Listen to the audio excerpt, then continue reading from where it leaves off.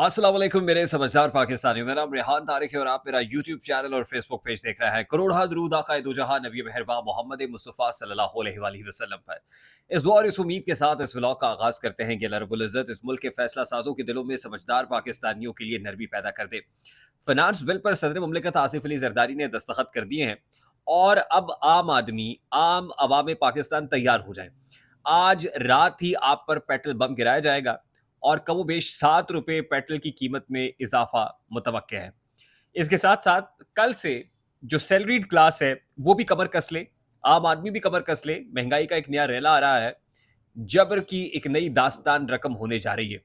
कल से क्या होने जा रहा है? देखिए, जिन्हें टैक्स छूट मिली है, उनका तो मैं आपको बता दूँ कि जो हाज़िर सर्विस और रिटायर्ड ब्यूरोक्रेट्स हैं, हाज़िर सर्विस और रिटायर्ड मिलिट्री जर्नैल हैं, सबसे पहले तो उनकी प्रॉपर्टी की सेल परचेज़ के ऊपर कोई टैक्स नहीं होगा, उनको टैक्स छूट दे दी गई है। यानी जो सबसे ज़्यादा प्रॉपर्टी सेल परचेज़ करते हैं, डीएचएज़ के अंदर काम करते हैं, उन पर तो कोई टैक्स नहीं होगा। लेकिन आम आदमी अगर अपनी प्रॉपर्टी बेचेगा या खरीदेगा, तो उस पर टैक्स ज़रूर लगेगा।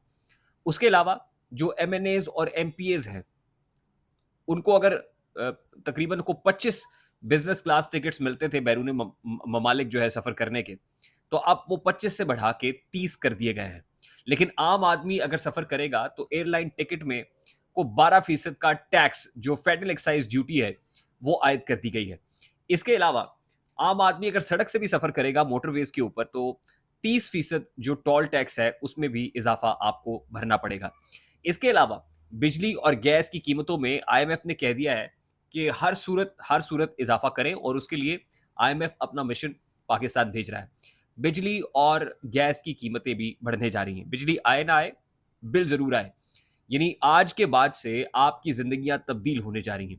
आज के बाद से आपकी ज़िंदगियों में एक नई घुटन आने जा रही है, जिसके बाद लगता तो यही है कि पाकिस्तान की ज़मीन आम आदमी पर तंग की जा रही है कि आप यहाँ से निकलें। हर सूरत अगर आपको ऑक्सीजन चाहिए, साँसों की डोर बरकरार रखनी है तो इस सिस्टम से निकलेंगे, तभी जाके कुछ सुकून मिलेगा और आदाद-ओ-शुमार ये बता रहे हैं कि अब तक जो है पिछले कुछ असना के अंदर 1 मिलियन से ज़ायद लोग पाकिस्तान से निकल चुके हैं, जा चुके हैं क्योंकि ज़ाहिर है, ना तो हाल अच्छा है और ना ही मुस्तकबिल कुछ अच्छा दिखाई दे रहा है।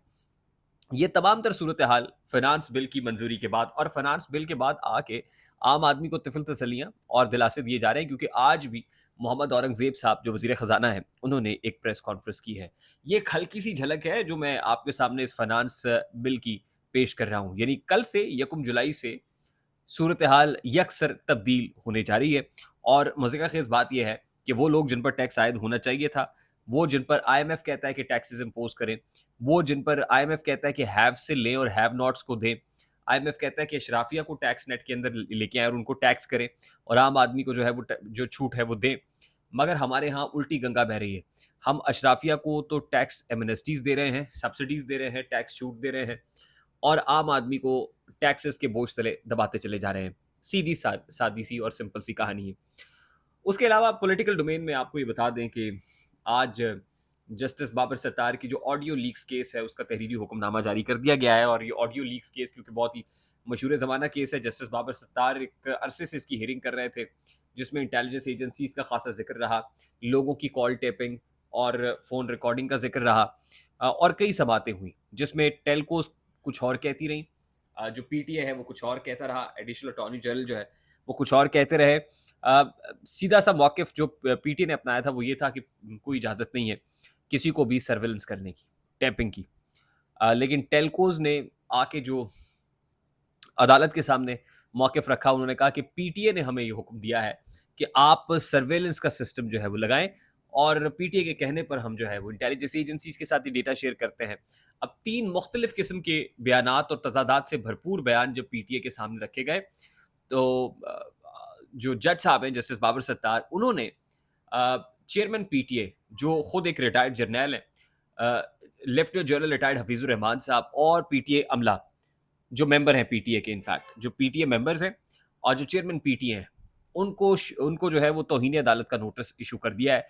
यानी बड़ी जो कंटेम्प्ट कार्रवाई जिसका इंदिया गुज़श्ता समात में जस्टिस बाबर सत्तार ने दिया था, तो प्रैक्टिकली वो जो कंटेम्प्ट है वो लगा दी गई है लेफ्टिनेंट जनरल रिटायर्ड हफीज़ुर रहमान साहब के ऊपर और पीटीए के मेंबर्स के ऊपर। तो ये गैर मामूली पेशरफ्त है और गैर मामूली तहरीरी हुक्मनामा है जो ऑडियो लीक्स केस के अंदर जस्टिस बाबर सत्तार की तरफ से इशू किया गया है। उसके अलावा बताया ये जा रहा है कि अ, हमने खबर आपके साथ शेयर की थी कि जस्टिस मुशर्रत हिलाली, जो सुप्रीम कोर्ट ऑफ पाकिस्तान की मोअज़्ज़ज़ जज है, उनकी अदम मौजूदगी इसलिए थी कि उनको कार्डियक अरेस्ट हुआ था, उनके दिल में स्टंट डला था, सर्जरी हुई थी, लेकिन ज़रा ये दावा कर रहे थे कि उनकी हालत अब ठीक है, बेहतर है, वो घर में सेहत तो तंदुरुस्ती की ज़िंदगी गुजार रही हैं, लेकिन इसके बावजूद उनको किसी बेंच में शामिल नहीं किया जा रहा। और अब ये कहा जा रहा है कि उनकी अदम मौजूदगी के बावजूद भी जो बेंचेस हैं, वो अपने फैसले सुना देंगे क्योंकि मज़ीद ताख़ीर नहीं हो सकती है। तो क्यों शामिल नहीं किया गया पहले भी? क्यों ऑन बोर्ड नहीं लिया गया? इस हवाले से बहुत सारे सवालात मौजूद हैं और ज़ाहिर है जुडिशरी के अंदर जो इस वक़्त एक भौचाल आया हुआ है, जो टुक-टक चल रही है जिसको शेख रशीद कहते हैं, तो मामलात तो अपनी जगह पर जूँ के त्यों हैं। उसके अलावा जो पब्लिक डोमेन में आके जो डर्टी लिनेन धोने का सिलसिला है, पाकिस्तान तहरीक-ए-इंसाफ के कुछ लोगों की जानिब से वो भी किया जा रहा है। उसमें जो पुराने लोग हैं, बड़े सीज़न्ड लोग हैं, ख़ास तौर पे फवाद चौधरी साहब, वो भरपूर अंदाज़ में जो इस वक़्त की पीटीआई क़यादत है, उसके खिलाफ तबले जंग बजाए हुए हैं। वो बात कर रहे हैं, पर्टिकुलरली रऊफ़ हसन के खिलाफ बात कर रहे हैं, हामिद खान के खिलाफ बात कर रहे हैं और बहुत से लोग हैं जो उनको एक आँख नहीं, और वो रऊफ़ हसन से मुताल्लिक़ तो ये कहते हैं कि वो पेड वर्कर हैं पीटीआई के, वो कोई सियासी रहनुमा नहीं है, वो तर्जुमान है और तर्जुमानी करने के 5 लाख रुपए माहाना लेते हैं।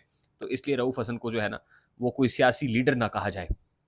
और फिर दूसरी तरफ से पीटीआई जो है, वो फवाद चौधरी और उनकी अहलिया हिबा चौधरी जो है, हिबा फवाद की जो माज़ी के ट्वीट्स हैं हालिया रिसेंट 9 मई के बाद के, वो निकाल-निकाल के शेयर कर रहा है। उसके अलावा जो इम्पोर्टेंट चीज़ है वो ये है कि हनीफ अब्बासी साहब भी कुछ स्टेटमेंट्स दाग रहे हैं और इमरान खान के बाहर आने से मुताल्लिक और कुछ ऐसे मामलात हैं कि जो उनको भी दिखाई दे रहे हैं और उनको लगता है कि अ, उनका बाहर आना नादारद है। Lastly and very quickly, Iran में जो इंतखाबात हुए हैं, सदारती इंतखाबात, उसमें कोई भी जो उम्मीदवार है वो को वाज़ेह अक्सरियत हासिल नहीं कर पाया। जिसके बाद अब दूसरा राउंड जो है इंतखाबात का, वो 5 जुलाई को स्केड्यूल्ड है और उसके अंदर काइंड ऑफ एक रन ऑफ इलेक्शन ही होगा। जो मेजॉरिटी ले जाएगा, यानी बढ़तरी ले जाएगा वोटों से, वो भले 2 वोटों की हो, 3 वोटों की हो, वो उम्मीदवार जो है वो फ़ातिह ठहरेगा। सदर इब्राहिम रईसी के हेलीकॉप्टर क्रैश के बाद 50 रोज़ के अंदर-अंदर जो है ईरान को सदारती इंतखाबात कराने थे, वो इंतखाब हो गए हैं, लेकिन वाज़ेह अक्सरियत नहीं रही है। स्प्लिट मैंडेट है, इसका मतलब ये है कि वहाँ भी खासी पोलराइज़ेशन है और अवाम जिस मैंडेट का इज़हार कर रहे हैं, वो इस वक़्त की जो क़यादत है उसको तो सूट नहीं करता है।